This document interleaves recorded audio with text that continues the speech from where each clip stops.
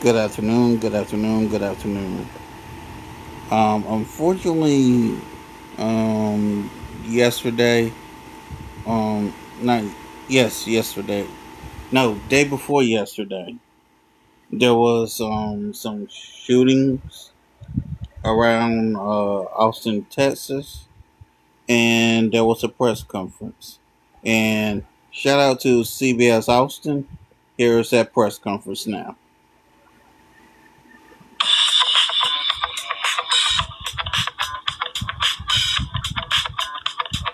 456. I'm standing in front of the podium. 1, 2, 3, 4, 5, 6. Everybody good?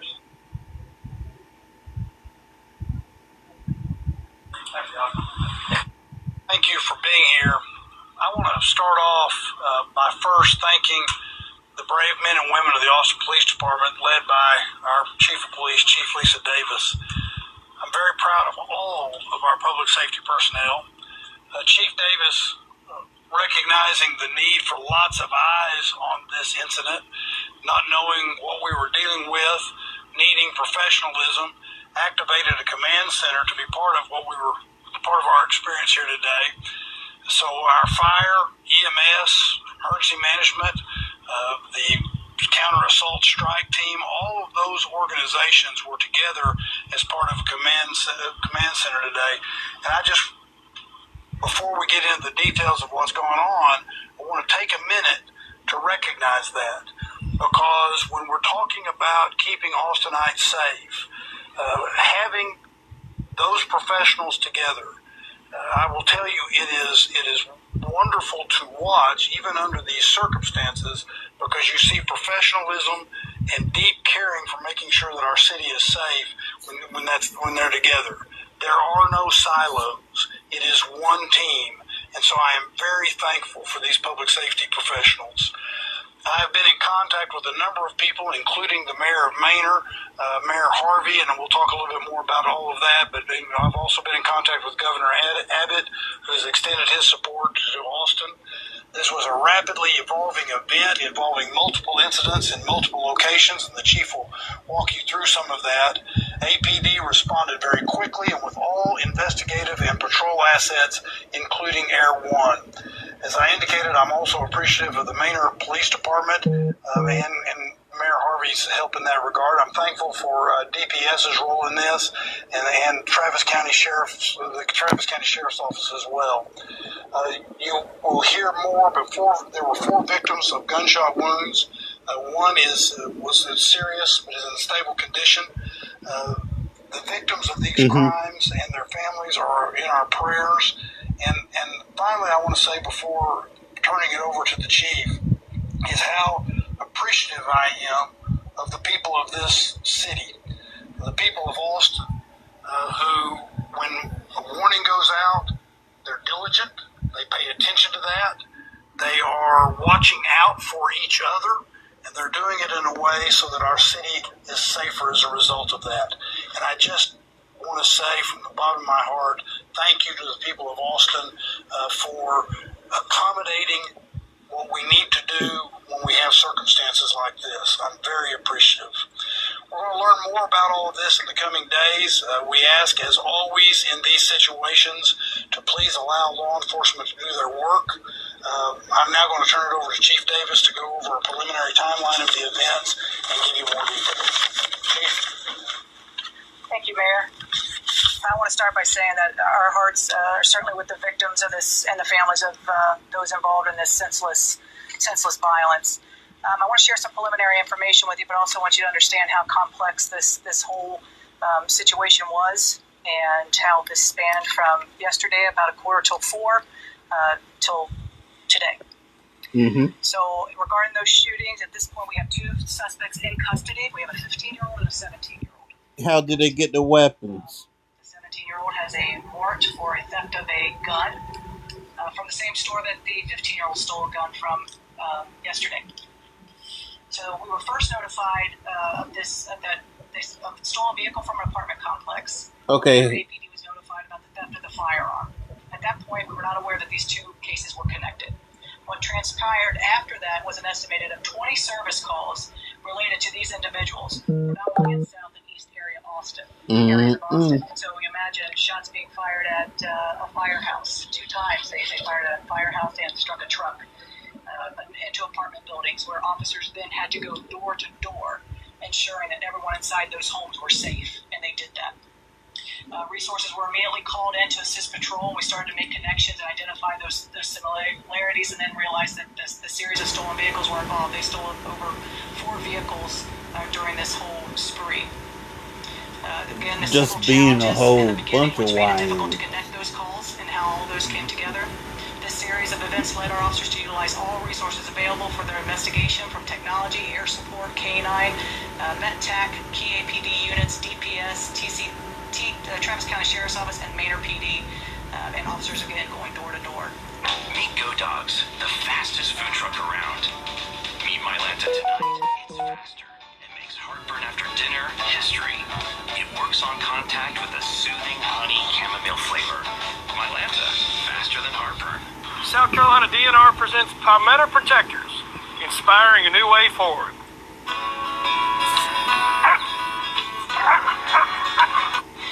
And officers again going door to door. From the very beginning, APD and our public safety partners were committed and focused on public safety and protecting the public. Again, I want to thank my partners here with fire and EMS. Couldn't get through these things without them. We'd like to also thank the community for following up on those alert messages. Like the mayor said, it is imperative that people take those messages seriously and they adhere to what those messages state. Again, anyone with information to this related to these incidents, please call our aggravated assault unit, 512-974-5177. You can also submit those tips anonymously through Capital Area Crime Stoppers. I want to thank everybody for being here. Again, this is a serious situation, and 2 people have been apprehended, and we'll let the justice system at this point, take over. I'll go ahead and turn it over to Chief Rob Lefritz. Good afternoon. Rob Lukridge, Chief of Boston Travis County EMS. Again, our thoughts and prayers go out to everyone that was involved in this incident. Today, beginning slightly before 9 a.m., Austin Travis County EMS responded alongside our public safety partners at the Austin Fire Department and the Austin Police Department to 4 different shootings across the city in various locations throughout the day. Of those 4 patients that we treated, 3 sustained non-life-threatening injuries, and 1 sustained critical injuries and was treated with whole blood on the scene before being transported to a local trauma center. All 4 victims were transported to local trauma centers. In response, Austin Travis County EMS worked with our public safety partners to step up our CASMED program and embed additional paramedics with the Austin Police Department, as well as our tactical paramedics, to assist in the operations throughout the day with the Austin Police Department.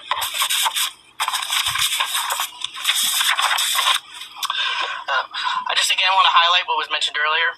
This truly is an example of how all of our public safety here in the city of Austin come together. The partnership between the Austin Police Department, Austin Travis County EMS, and the Austin Fire Department is absolutely unparalleled and is a prime example of why Austin continues to be safe. And again, we're acknowledging all of our staff and team members who worked throughout the day today and were true heroes throughout the response. With that, I'll turn it back to Mayor Watson. We're available for questions, so if y'all want to ask questions, please. What all happened? Obviously, there's been multiple shootings. Yes. What do we got? So we had shootings, robberies, auto robberies, and then we had the shots that took effect on people. So 4 people were shot, total 4 people. We had buildings, apartments that were shot into, 2 fire stations, 2 separate fire stations that were fired into. A fire truck was struck while the fire personnel were right behind that truck. We had 2 individuals at this point that were going and robbing cars and then started firing shots at people. We had 1 poll cam that was up that actually captured one of the shootings in front of a store where 2 people were shot.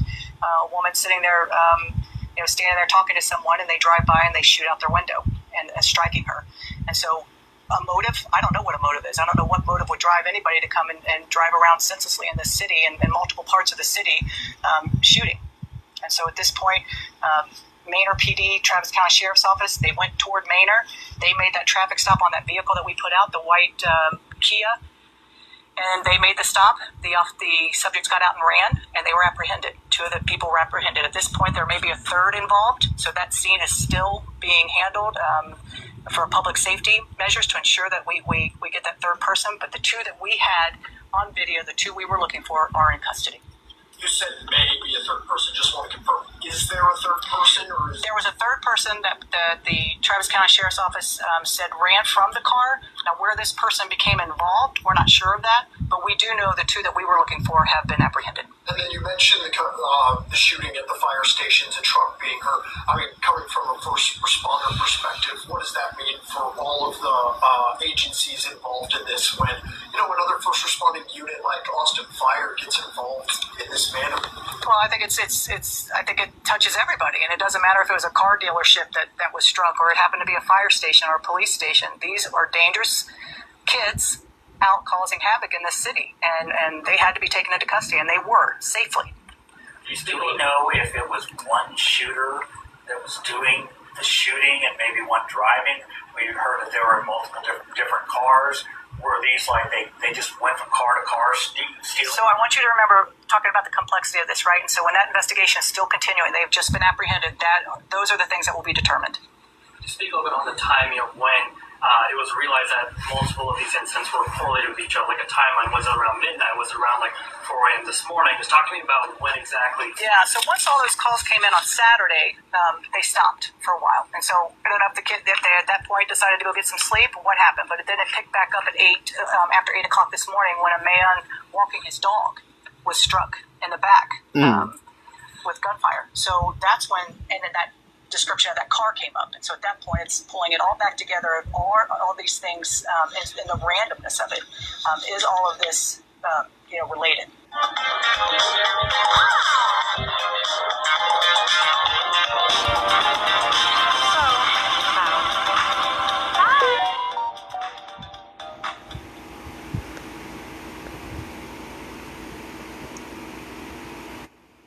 Hey everyone, I'm James, here with a quick look at what's new at Gusto. First up, time off accrual waiting periods can now be based on hours worked, not just days, meaning more flexibility for you. All of this, related. You mentioned 8 a.m. for that, for the 8:47 this morning. Got it. Just in terms of public safety messaging, I mean, just talking about the thought process behind when it was when to distribute those messaging. I think I remember the key alert was around 11 or so a.m. this morning. Just tell me about between 8 a.m. and 11 a.m. what was going on in case. Well, once again, it's still trying to figure out, what car they've done abandoned, and then they've stolen another car. And so we found one car, and it was abandoned. So at that point, we're calling in our crime scene unit to come take that car and start looking for prints, looking for, the cartridges, all of those things inside that car. And then what car did they now in? What car are they now in? And so at that point, it's just bringing all of that intel together to move forward with the investigation. I want to talk a little bit about license plate readers. I know Austin has taken a stance against or maybe not using them. What LPR has been helpful in this scenario, and I know Maynard uses LPRs today. Was that helpful in this scenario as well? Well, I can tell you, I think that conversation, we have the Trust Act, setting guidelines on where we are with our technology, and I think that the conversation is ripe to have. What could that have helped? Yes, it could have helped. And so I think as we move forward and we can start having those conversations around what that Trust Act, those parameters, I think I'm absolutely open to having those conversations. And from my perspective, when we talk about Austin being safe and people feeling safe in Austin, we need to make sure that our law enforcement has the tools that they need so that we can keep people safe. I'm not going to speculate about whether or not you might piece things together sooner. Things might in this instance, but we certainly know that what I'll say is this: probably having license plate readers would have been helpful under these circumstances. So we need to make sure that when we're trying to reach balance and perspective, we take all of that into account. So there was. Can you come over here first? Yes. Sergeant, what do we know about the third suspect? Any idea of who we're looking for, age, and any kind of idea of location? Yeah. We don't. Like I said, the Travis County Sheriff's Office, once they stopped that car, 3 people ran from the car, similar young Hispanic males. So at this point, we don't know what that third subject's involvement was. We do know that the information we had, the videos that we had, we have those 2 subjects in custody. So the individual that was severely injured and was transported and was in surgery was shown an image from his front porch. a very bloody image. But then other neighbors said, no, the shooting happened over at the park, just right across the way. Do we know if he was shot one place and maybe transported himself or to his house, or do we know anything about that? I have the address on Ballydawn, is where that shooting took place. Could you real quick, for the 10 different, it was 10, right? For the 10 different incidents, could you just tell the locations for each one real quick so we have knowledge on that? Anna, do we want to give this paper to them? Way, we can share that information, but it might be maybe tomorrow or later this afternoon. Okay. Yeah, let's wait on that. We've got it all. There were 12 different incidents as far as where shots were fired. So we'll give that information to you all, but 12 separate incidents. Can you tell, the type of places, like you said, fire? Yeah, we know a fire station, an apartment building, a couple apartment buildings, some homes that were shot along the way. I believe as they were shooting at the fire station, they kind of started shooting before they even got to the fire station, hitting a couple of homes. And again, those officers were doing their due diligence and going door to door, ensuring that no one was struck inside those homes. We have one final question. Given the complexity and the randomness of the spree of shootings, what do you make of APD's response time? And do you believe that this was quickly resolved for police, given all that went into this? What do you want the public to know now? Well, I think that absolutely the police department did a fantastic job of one, connecting these. You have shots fired, you have vehicles that are being stolen, then you have people that are actually struck beginning this morning. And so piecing all of that together, again, was complex, but it was done. And it was done with the technology that we do have, right? And so when we think about cameras, could that have helped? Yes, it absolutely could have. But we got these two individuals, and we took them into custody. Maynard PD and the Travis County Sheriff's Office took them into custody safely. They're not injured, and so I think that's a success. But unfortunately, we have 4 people that were struck by gunfire, and we have 1 that's critical. And so that is something that we need to take seriously. And we need to take seriously the fact that we've got 2 juveniles, 15 and 17, running around with guns, creating this havoc. Is that part of the investigation? What's that? How they got the... Yeah, so the firearms were stolen. We know that they stole them, and this was a 15-year-old that stole the gun, but the 17-year-old had a warrant on him from stealing a separate weapon from that same store. Plus, where does the investigation go from here? At this point, we're going to get they are juveniles, so at this point we're not interviewing them, but they're going to be taken to juvenile detention, and the investigation still continues. Yeah, we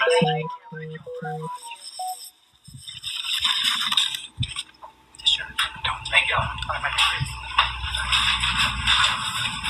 Okay, and that's it.